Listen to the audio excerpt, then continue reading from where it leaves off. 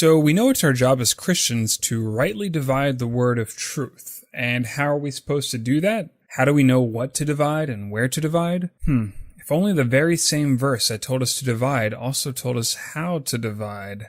Oh wait, it does. We have to study. So let's start with the Old Testament. So as we said in the last video, the plan of salvation for most Old Testament saints was through the law, which was given to Moses. Along with the Ten Commandments, this plan also contained a ritualistic sacrificial system for the pardoning of sin. See, through all the ages, both the Old and the New, sin is what separated us from God.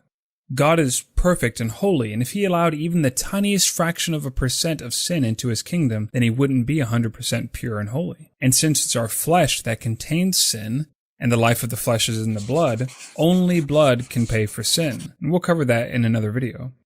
In the Old Testament, this blood was shed through the daily sacrifices, and along with the Ten Commandments and the Book of the Law, Deuteronomy and Leviticus, salvation under the law of Moses was very much works-based. But even though this system very heavily relied on works, it actually wasn't works alone that saved these Old Testament saints. Faith and grace was still very much a part of this system of works.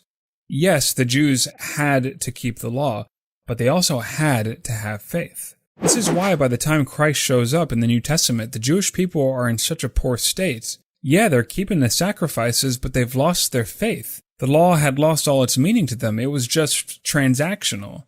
Basically, the priest became a glorified butcher, and the sacrifice, which was once a delight to God, became a stench. Though ye offer me burnt offerings and your meat offerings, I will not accept them. Neither will I regard the peace offerings of your fat beasts. Take thou away from me the noise of thy songs, for I will not hear the melody of thy viols, but let judgment run down as waters, and righteousness as a mighty stream.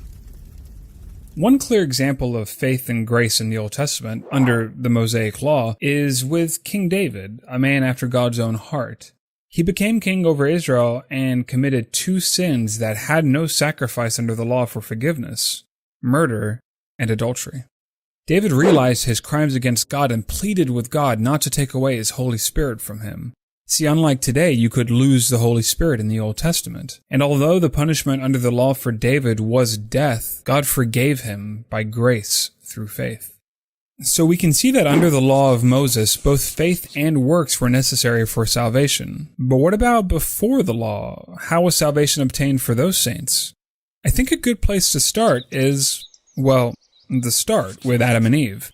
Although it's popular today to say that the Old Testament was all works, it was actually only ever all works with Adam and Eve. See, faith is a substance of things hoped for, the evidence of things not seen, and we know Adam saw and spoke with God, so there was no need for faith with him. But there was a work that they had to follow. Just one: not to eat the fruit of the tree of knowledge. Pretty simple, right? Well, we all know how that turned out. There are some great Bible studies that can be had on the plan of salvation directly after the fall of Adam concerning Cain and Abel, and I'm sure we'll cover it sometime in the future. But for the sake of time, we're going to just jump ahead to two figures that really encapsulate the plan of salvation between the fall of Adam to the law of Moses, and that's with Noah and Abraham. Both Noah and Abraham were God-fearing men, and their faith in God is what garnered them a blessing from God. But it wasn't faith alone. Works were mandatory. Noah had to build an ark, and Abraham had to offer up his son Isaac on the altar before God steadied his hand. So unlike the law of Moses, Noah and Abraham were first made righteous in their faith and were then perfected by their works. So there you have it. There's three clear divisions in the Old Testament for salvation. First with works alone through Adam, then faith and works before the law with Noah and Abraham, and finally with works and faith under the law of Moses.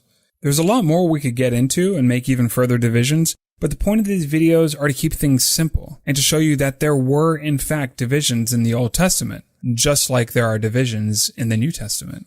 And we'll begin dividing the New Testament in the next video to see where we stand in our salvation today by grace through faith in Jesus Christ.